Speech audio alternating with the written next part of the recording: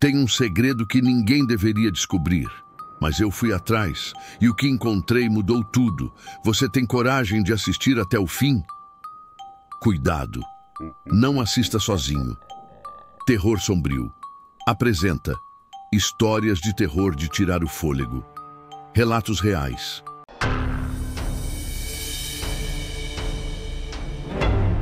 Relato 1. Turno das 10. Quando eu tinha 16 anos, trabalhei em um pequeno posto de gasolina em uma rua deserta. Fazia isso para ganhar dinheiro rápido, trabalhando apenas 20 horas por semana. Era fácil e nunca estávamos ocupados. Então, na maior parte do tempo, eu ficava sentado no balcão fazendo as tarefas escolares.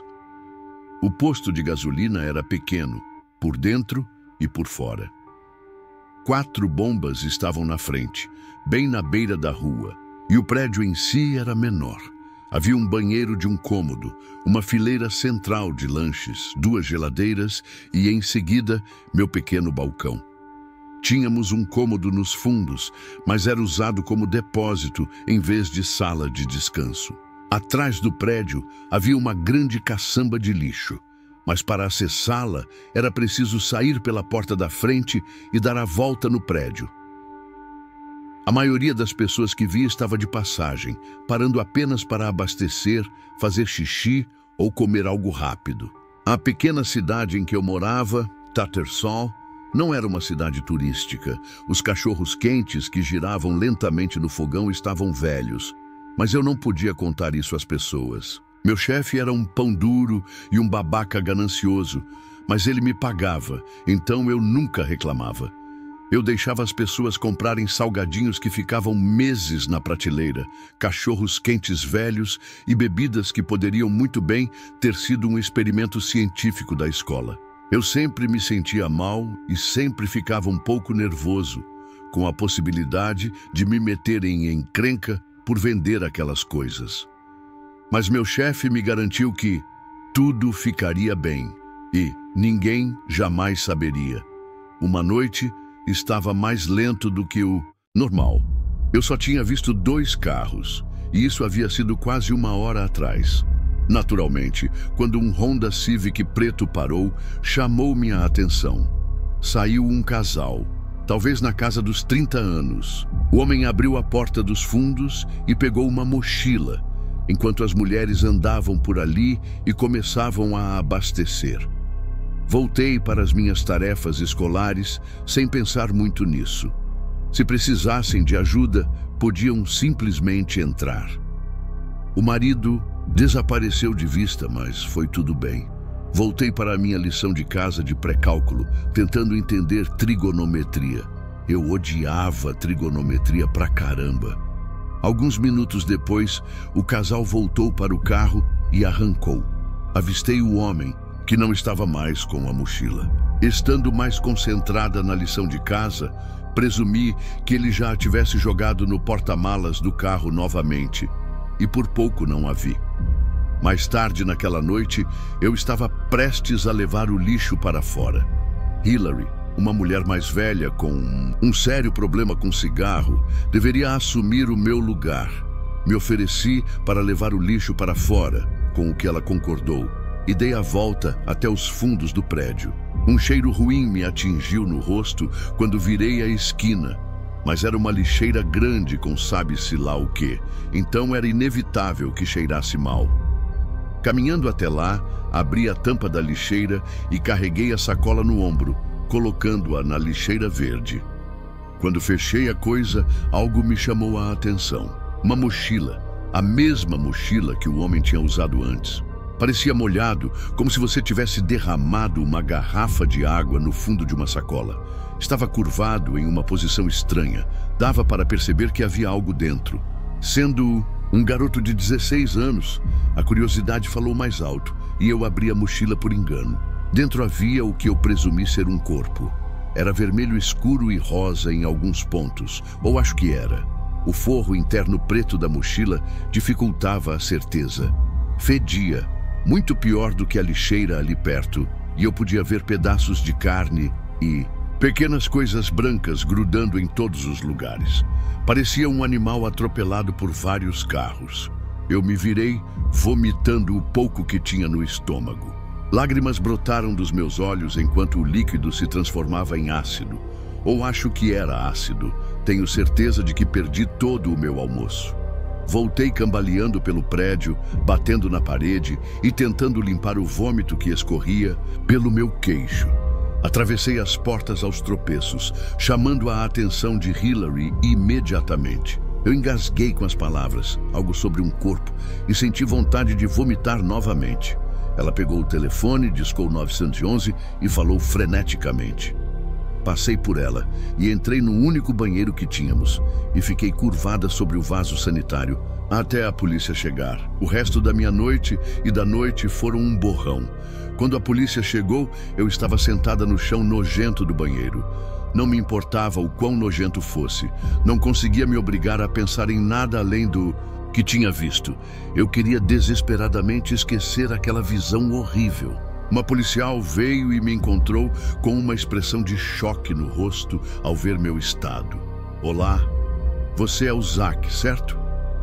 Ela soou tão suave, como uma mãe confortando o filho depois de um pesadelo. Eu só conseguia sentir em resposta.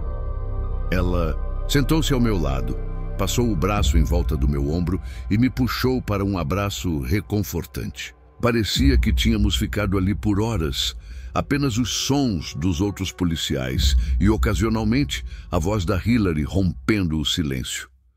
Não me lembro exatamente o que aconteceu. Fiquei entrando e saindo disso o resto da noite. Meus pais apareceram. Minha mãe freneticamente me abraçou. Contei minha história aos policiais. Eu não conseguia falar com eles sem a presença de um responsável. Pelo menos foi o que meu pai me explicou depois. Não consigo esquecer o cheiro e a visão. Contei para alguns amigos algumas semanas depois do ocorrido, mas mantive os detalhes, sangrentos fora da narrativa. Não consegui me obrigar a contar a eles o que vi. Pelo que ouvi, os policiais ainda não sabem o que aconteceu. O corpo estava irreconhecível. Sinceramente, não sei como chegaram a determinar que era humano, mas não sou cientista forense. Nunca obtive nenhuma resposta. Nada sobre DNA, ou seja lá o que for. Nada sobre o Honda Civic preto. Nada. Pelo menos ninguém me contou. Eventualmente, o caso foi arquivado e ninguém sabe o que aconteceu com o corpo na mochila. Os dias viraram semanas e as semanas, meses. Mas aquilo nunca me deixou. Às vezes, estou no ônibus da escola olhando pela janela e do nada o cheiro volta. Não sei de onde, talvez de um sanduíche velho ou de algum plástico derretendo. E de repente, eu tô lá de novo, com a tampa da lixeira aberta, encarando o inferno de carne e osso dentro daquela mochila preta. Passei a evitar completamente os fundos do posto. Até quando voltei lá, meses depois, só consegui encarar o lugar de longe. Só de olhar aquela parede onde virei a esquina, me dava um aperto no estômago. No colégio, parei de comer carne por semanas. Não era uma escolha consciente. Eu não conseguia.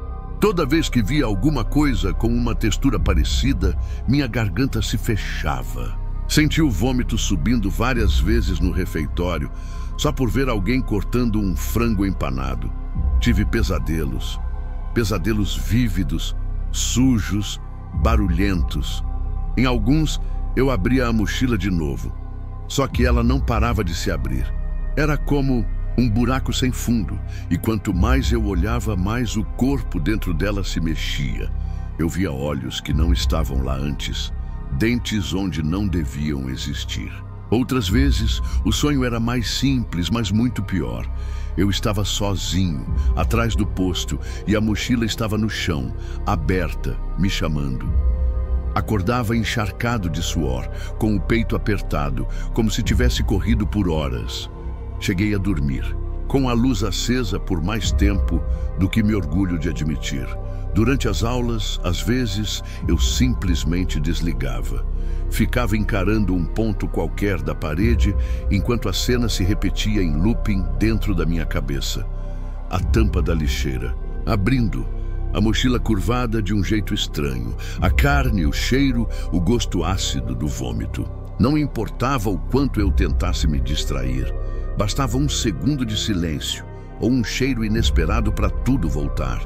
Meus pais tentaram me levar a um psicólogo, mas eu não consegui nem explicar o que sentia. Só dizia que estava tudo bem, como se isso bastasse. Mas eu sabia que não estava. Nunca mais estive.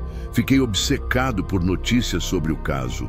Vasculhei fóruns, grupos no Facebook. Até cheguei a criar alertas com palavras-chave. Mas nada, nenhuma identificação, nenhuma pista sobre o carro, ninguém sendo preso.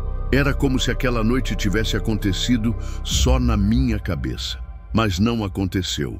Às vezes, quando vejo mochilas pretas em público, daquelas escolares comuns, sinto meu coração acelerar. Uma parte de mim espera que, a qualquer momento, uma delas vá abrir e mostrar de novo o que vi. Eu sei que é irracional, mas não consigo evitar. Está gravado em mim como uma cicatriz invisível que arde sem aviso. E a pior parte, às vezes me pergunto se era mesmo humano. E se não era? E se era algo pior? Mas logo em seguida eu lembro dos pedaços de carne, da cor, da textura, do cheiro. E percebo que saber o que era não torna tudo menos assustador.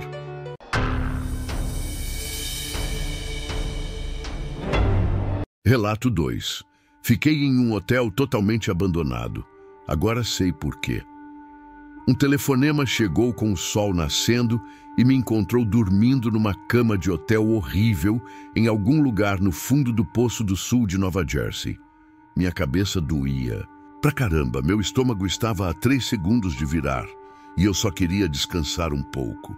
Mas o filho da mãe do Todd não conseguiu se conter.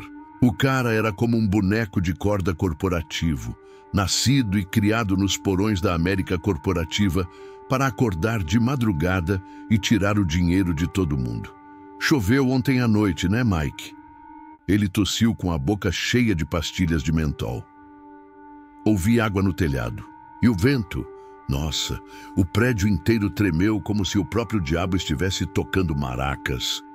Minha memória levou alguns segundos para acompanhar a conversa.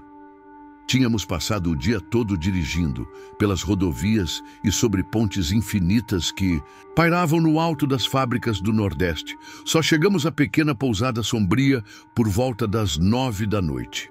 As luzes estavam todas apagadas. O terreno estava escuro. Estava garoando. Pelo menos foi o que pensei. De qualquer forma, saí para tomar um café hoje de manhã. O chão estava completamente seco. Não consigo entender por quê. Um velho despertador zumbia ao lado de uma fileira de garrafas vazias. A televisão emitia um som estático branco. Eu não estava prestando muita atenção, nem conseguia encontrar minhas calças. O quarto tinha todos os sinais típicos da minha ruína pessoal. Um grande saco vazio de batatas fritas estava ao lado da geladeira, com uma caixa de Blue Moon cuidadosamente colocada ao lado. O colchão estava encharcado de suor e os lençóis estavam retorcidos. Parecia que alguém tinha feito um exorcismo ou se embebedado assistindo a reprises de comédias familiares. Dado o meu histórico, optei pela segunda opção. Essa nem é a parte mais estranha, sussurrou Todd. Não tem ninguém aqui. Verifiquei os corredores, o saguão, os banheiros. O prédio inteiro está vazio. É assustador. Levei o comentário. Com um pouco de ceticismo. Todd tinha tendência a se preocupar. Na verdade, era um eufemismo. O homem era um verdadeiro pânico. Seu medo de avião era o único motivo pelo qual fomos forçados a dirigir 800 quilômetros pelo país, vendendo softwares ruins para pessoas piores que não se importavam o tempo todo. Suas ansiedades nem eram a pior parte. Era a arrogância colossal que me deixava louco, mais do que qualquer outra coisa. Ele era um daqueles caras que pareciam sentir prazer sádico em competir com o GPS. Cada curva errada era uma vitória na batalha de Todd contra a tecnologia. Foi assim que acabamos tão longe do caminho comum. Algumas pessoas simplesmente não Querem que seu conhecimento tribal se perca. Aposto que ele poderia ter colado essa citação em seu PowerPointzinho cafona. Você já está pronto? Perguntou ele. Vamos lá. Não gosto muito deste lugar. Tem algo nele que me dá frio na barriga e não é nada divertido. Por mais que eu odiasse admitir, ele não estava totalmente errado. Reservamos os quartos por meio de um daqueles sites de viagens com desconto duvidosos, cerca de 1 hora antes de chegarmos lá. O prédio parecia moderno o suficiente. O estacionamento era bem iluminado e o saguão decorado com TVs de plasma penduradas e móveis novos. Mas quando chegamos à recepção para fazer o check-in, não havia uma única pessoa por perto para nos receber. Nenhum funcionário, nenhum hóspede, nada. Apenas uma única folha de registro, uma pilha de folhetos desbotados e um porta-chaves, cheio de etiquetas com uma caligrafia elegante e desbotada. Pegamos 2 aleatoriamente. Todd se arrastou até o quarto dele e eu encontrei o frigobar no meu. Depois disso, as coisas ficaram nebulosas. Sério, ele retrucou impaciente. Vamos lá. Te encontro no saguão em 5 minutos. Esperei 1 segundo antes de sair da cama. A náusea passou com um gole de uma garrafa de água de plástico escondida debaixo do meu travesseiro. O chuveiro não estava aberto, nem a pia. Então, aquela mesma garrafa veio a calhar quando eu precisei escovar os dentes. Terminei de me arrumar e me odiei um pouco no espelho. Eu não era do tipo que bebia até cair. Era só um período de transição. Nada estava ruim. Nada estava bom. Eu estava só na rotina. Pelo menos essa era a desculpa. Nos encontramos no caixa. Nada havia mudado. O saguão estava silencioso e intocado. As cadeiras ainda estavam perfeitamente posicionadas em torno de plantas artificiais. E a mesma pilha de folhetos acumulava poeira pacientemente no balcão. Procurei um banheiro que realmente funcionasse, mas antes que eu pudesse encontrá-lo, tênis pretensiosos rangeram no corredor atrás de mim. Bem-vindo ao pitoresco White Valley, anunciou Todd com sua melhor voz de rádio. Lar de absolutamente ninguém. Ele parecia satisfeito demais consigo mesmo para uma manhã de segunda-feira. Sua camisa polo xadrez estava abotoada até a barbicha gordinha. E ele não usava gravata nem blazer. Então, era um raro dia de folga do uniforme prototípico. Ele me pareceu o tipo de cara que lia a coluna do Business Insider sobre como se misturar com a galera na estrada. Acho que as abotoaduras do dia anterior simplesmente não estavam dando conta.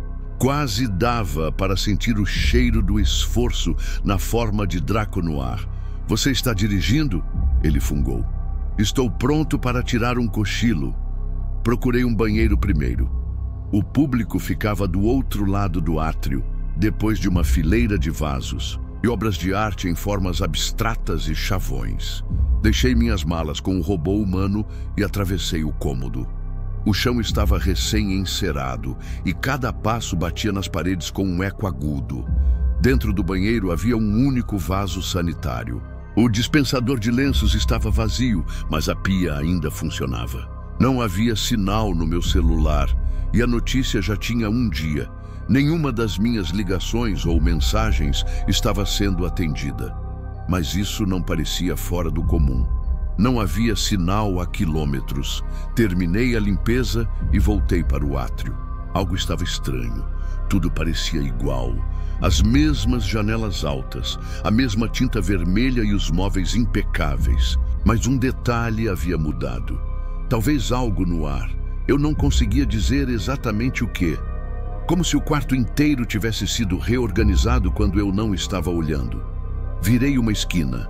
Então eu a vi. Uma mulher estava ao lado de Todd.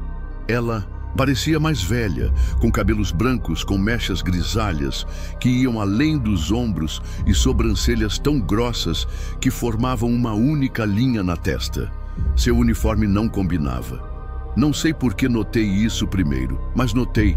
A camisa tinha um logotipo e o boné, outro. Suas calças estavam muito apertadas e rolos de pele cheia de estrias se inclinavam para fora da abertura entre a camisa. Ela não disse nada, inicialmente, e essa foi a parte mais assustadora de tudo. Ela apenas me encarou, como se esperasse que algo acontecesse. Todd continuou imóvel. Ele me lançou um olhar rápido antes de baixar os olhos para o chão. Mike, ele sussurrou enquanto falava. Percebi então que nunca o tinha ouvido ficar quieto sobre nada. Acho melhor fazermos o que essa mulher pede. Tirei a chave do bolso e a coloquei sobre a mesa. Certo, ela quer que a gente saia.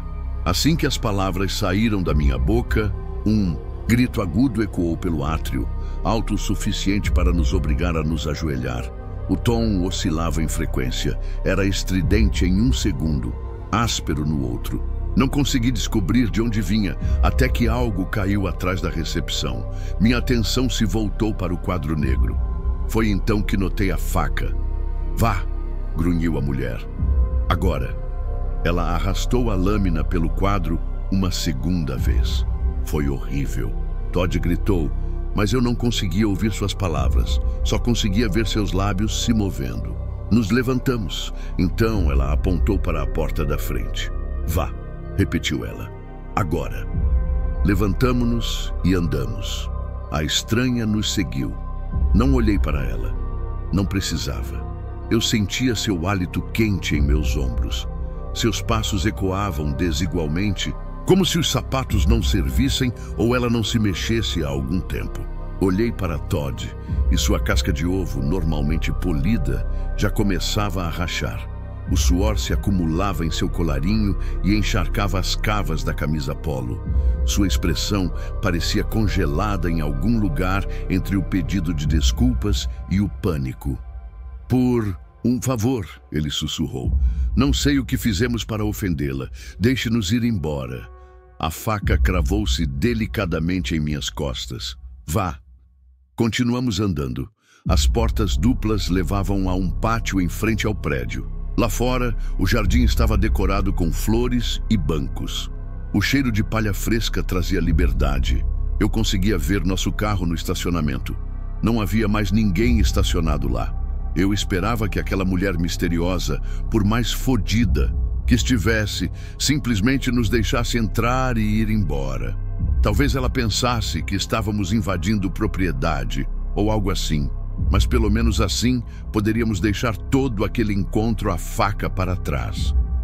Marchamos em uma espécie de procissão desajeitada e depois dos primeiros 100 passos tive certeza de que estávamos livres. Mas assim que Todd enfiou a mão no bolso para pegar as chaves, a lâmina cortou minha visão periférica. Dados brancos e felpudos caíram no chão. Sangue vermelho vivo os seguiu. Vai! Continuamos andando. Todd mancava ao meu lado. Ele estava quieto agora. Deixamos o estacionamento para trás depois de algumas centenas de metros. O paisagismo bem cuidado se transformou em uma trilha de terra entre árvores densas. A floresta estava silenciosa. Galhos se cruzavam no alto, baixos o suficiente para que tivéssemos que nos abaixar em alguns lugares. A mulher ficou atrás de nós. Uma colina se erguia da floresta com a neblina matinal logo acima. Chegamos ao cume. Foi então que o vale se abriu para valer. Isso não pode ser real, Todd murmurou na frente. Ninguém trabalha nesta cidade? Uma clareira com cerca de 1 quilômetro de largura atravessava uma abertura entre as árvores. Cada centímetro estava coberto de pessoas. Havia pais com filhos e pessoas uniformizadas. Havia pacientes em cadeiras de rodas, com aventais hospitalares e camas com monitores e enfermeiros acoplados. Eram dezenas, talvez centenas, mas ninguém disse nada. Era perturbador. Era o grupo de pessoas mais silencioso que eu já tinha visto. Ninguém tossiu, ninguém sussurrou, ninguém riu. Eles nem pareciam se olhar. Os únicos sons eram o movimento constante de seus pés na terra e o farfalhar suave de roupas roçando umas nas outras. Um prédio marrom desgastado pelo tempo ficava no centro da clareira. Não podia ter mais de 2 andares de altura, nem mais de 100 metros de largura. Não havia estradas que levassem até ele, nem passarelas. Parecia que alguém tinha acabado de tomar o lugar e o colocado no centro do vale. A estrutura em si estava em mau estado. Trepadeiras rastejavam pela superfície dos tijolos vermelhos desbotados. Ervas daninhas se acumulavam ao redor da fundação. O telhado cedeu no meio. Um cano de esgoto pendia na lateral, e as janelas estavam manchadas a ponto de não conseguirmos ver através, mesmo à luz do dia. Uma placa sobre o toldo dizia "Biblioteca" em letras brancas lascadas. A mulher apontou para a frente e descemos a colina às pressas, para nos juntar à multidão. O grupo estava mais apertado na frente. As pessoas pareciam exaustas ou até mesmo irritadas, como se a viagem tivesse esgotado tudo. Todd andou na ponta dos pés ao lado de um homem corpulento de pijama. Entrei na fila atrás de uma mãe e seus 2 filhos pequenos. Tentei fazer com que olhassem para mim, as crianças, os adultos, qualquer um. Eu queria gritar, mas ainda sentia a faca nas costas, e cada movimento em falso parecia que poderia cortar meu rim. "Minha filha espera que eu esteja em casa esta noite", disse Todd claramente em meio à multidão. "Ela não vai entender por quê." Eu fui embora. Ninguém respondeu.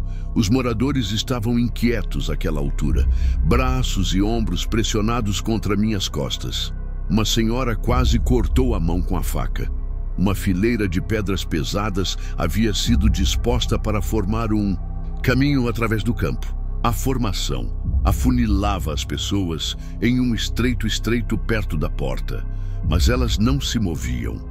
Era como se estivessem presas. O homem grande de pijama empurrou uma maca para o lado e forçou passagem para a frente. Ele bateu o punho na fachada de carvalho 3 vezes, em ritmo. A porta dupla se abriu, e então a multidão começou a se mover. A fila inteira se desfez. Pais abandonaram suas famílias. Enfermeiros abandonaram seus pacientes. O empurrão vindo de trás não parava. Algumas pessoas caíram perto das pedras. Uma delas era um homem mais velho, de cabelos brancos e uma camiseta dourada rasgada nas costuras. Ele desapareceu sob o peso de passos apressados e reapareceu de bruços na terra. "O que eles estão fazendo?" gritei em meio ao caos para o estranho atrás de nós. "Que diabos é isso?" Ela me olhou e sorriu como se fosse óbvio. "Eles estão com fome." A multidão correu para dentro do prédio como salmões, subindo o rio para desovar. A poeira se levantou atrás deles.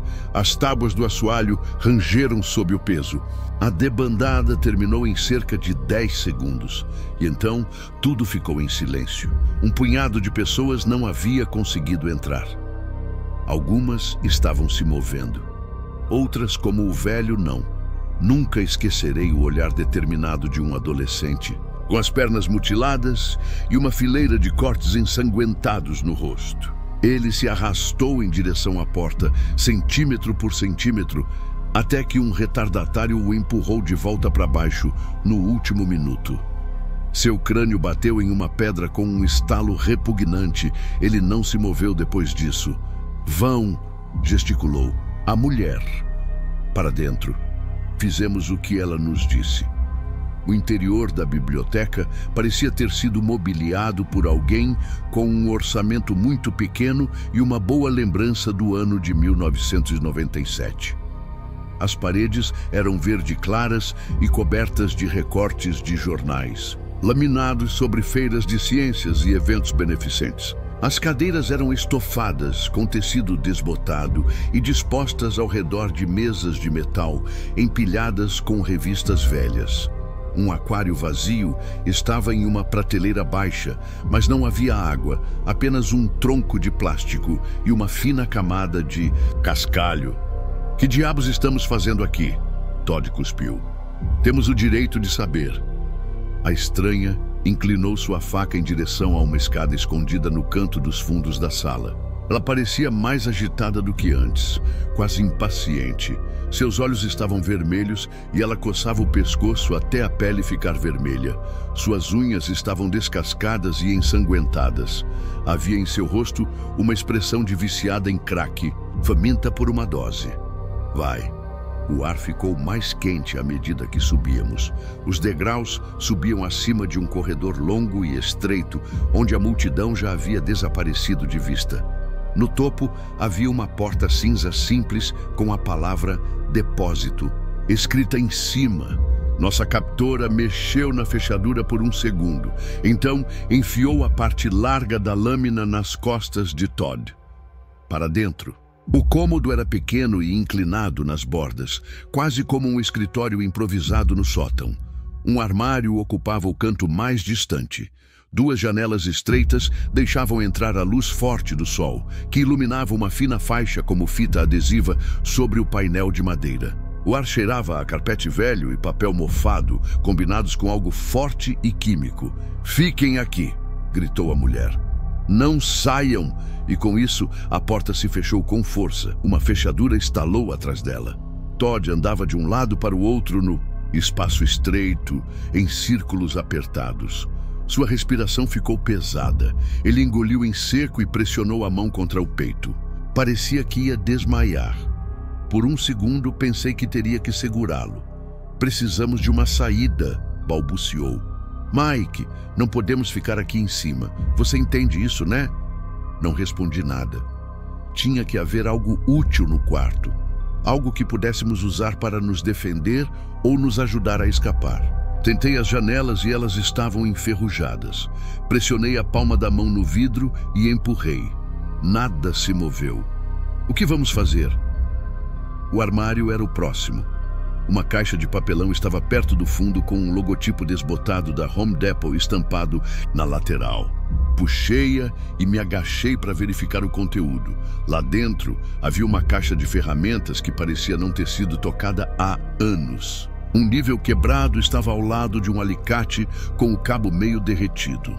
Um martelo velho e enferrujado repousava em cima. "Isso vai funcionar."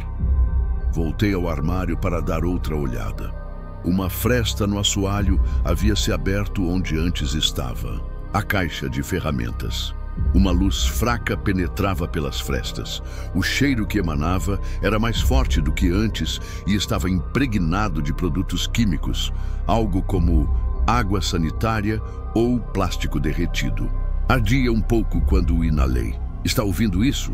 A princípio, pensei que fossem os canos, mas o som não correspondia a nada que eu já tivesse ouvido antes. Era um clique rítmico, em intervalos constantes e gorgolejantes, quase como lábios, molhados tentando marcar o tempo. Desci até o chão e pressionei o olho na fresta no assoalho. Foi então que o cômodo abaixo de nós se abriu, e eu soube que tínhamos pisado em algo que não deveríamos ver. "O que é?" Todd disparou. "O que está acontecendo?" O salão principal era enorme, mas todos estavam reunidos no centro. Uma fileira de carteiras empurradas, umas contra as outras, guardava 3 grossos tambores de aço. Um pequeno grupo de jovens mulheres de branco se movia entre elas em círculos lentos e deliberados. Cada uma delas arrastava conchas de cabo longo pela superfície, através de poças de líquido laranja translúcido. A multidão inteira as observava trabalhar em silêncio, enquanto a mistura borbulhava como lava e queijo derretido. "Não tenho certeza", murmurei. "Parece que estão na fila para alguma coisa." Uma figura surgiu da fila mais distante. Reconheci o rosto. Era o mesmo garoto de antes, aquele que bateu o crânio na calçada. Algo na maneira como ele se movia parecia errado. Os ossos das pernas dobravam-se em ângulos estranhos. Cada passo era como assistir a uma marionete tentando decifrar os fios. Seu rosto estava pálido e manchado de sangue seco, mas ele não pareceu se importar com os cortes e hematomas. Apenas continuou andando, braços ao lado do corpo, olhos à frente. "Isso é estranho", murmurei em voz alta. "Agora eles estão se preparando para comer." O adolescente caminhou arrastando os pés em frente aos tonéis. Ele pareceu ser o primeiro morador da cidade a ser visto pelas merendeiras do inferno. Elas o cercaram em um grupo. Uma delas o olhou de cima a baixo. Outra o cheirou pela clavícula.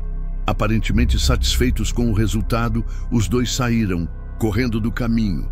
Enquanto um terceiro forçou o garoto a se ajoelhar diante da Billy, ela levou um utensílio ao nariz dele. Ela apertou suas narinas. Ela esperou. Depois de um momento, uma lesma branca e pálida se soltou. Meu Deus! Cobri a boca para não vomitar. Isso é doentio! A mulher pegou a coisa no prato antes de caminhar em direção a um tambor menor no fundo da sala. Ela o abaixou cuidadosamente, como se fosse feito de vidro. O garoto ficou mole.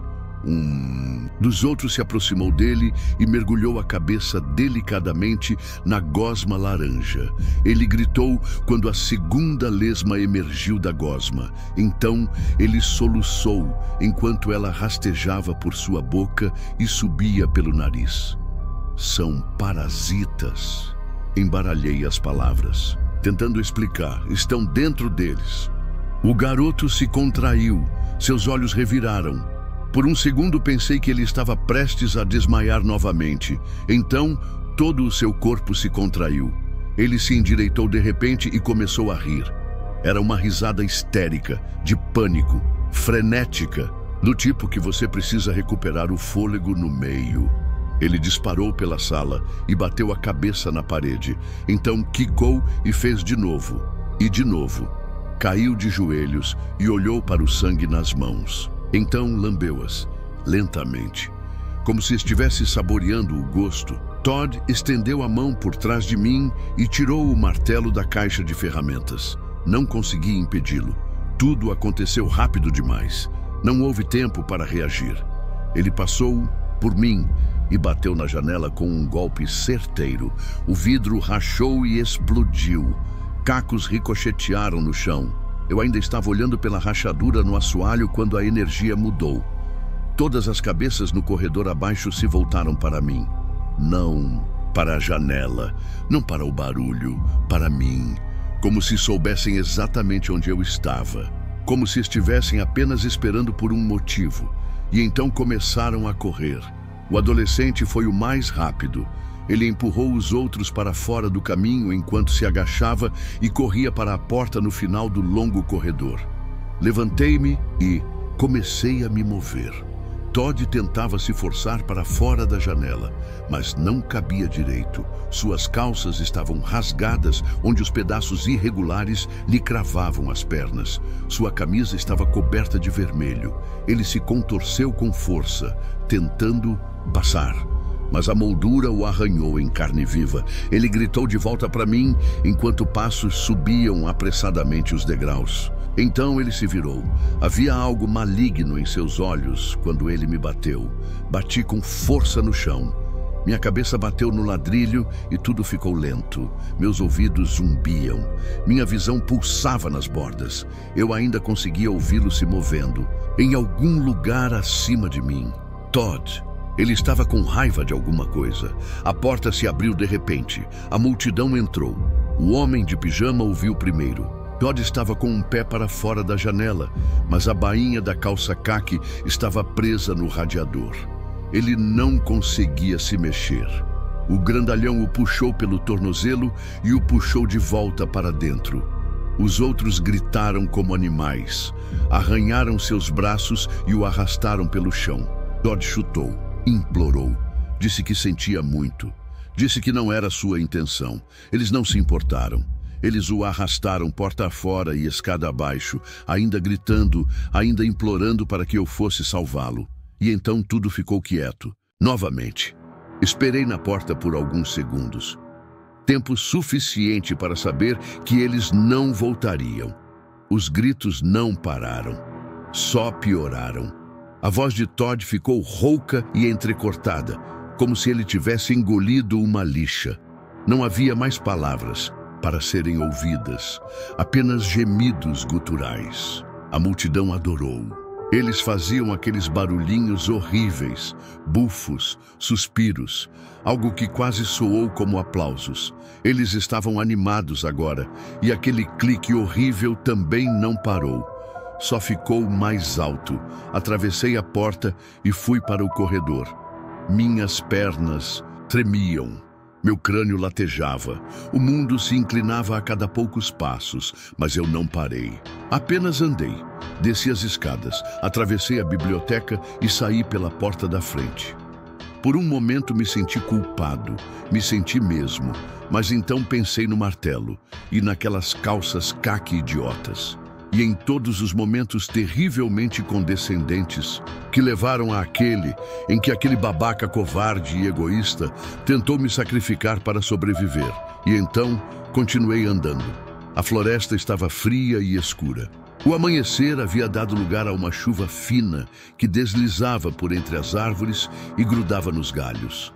A lama sugava meus sapatos. Os galhos arranhavam meus ombros. Segui o mesmo caminho que tínhamos tomado e acabei no campo que levava ao estacionamento. Nosso carro ainda estava estacionado no fundo. Avistei as chaves com os dadinhos brancos no cascalho onde as deixamos, molhadas e manchadas de sangue. Peguei-as, destranquei a porta e sentei no banco do motorista. Fiquei olhando pelo para-brisa por um tempo.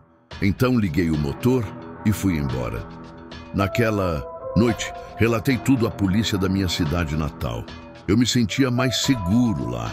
Esperava que me fizessem mais perguntas. Talvez até achassem que eu tinha algo a ver com aquilo. Talvez eu tivesse. Eu ainda não conseguia me livrar da culpa de deixar meu colega de trabalho para trás. Não demorou muito para que a secretária voltasse e me dissesse que tinham localizado Todd. Falaram com ele por telefone e ele estava um pouco abalado. Mas, vivo e bem, eu não conseguia acreditar. 2 dias depois, um cartão postal chegou pelo correio. Saudações do pitoresco Vale Branco assinado. Todd. Se você já passou por algo parecido ou tem alguma teoria sobre o que aconteceu, deixe seu comentário aqui embaixo. E se ainda não se inscreveu, faça isso agora, porque histórias como essa estão longe de acabar. Nos vemos no próximo vídeo, onde o impossível se torna real.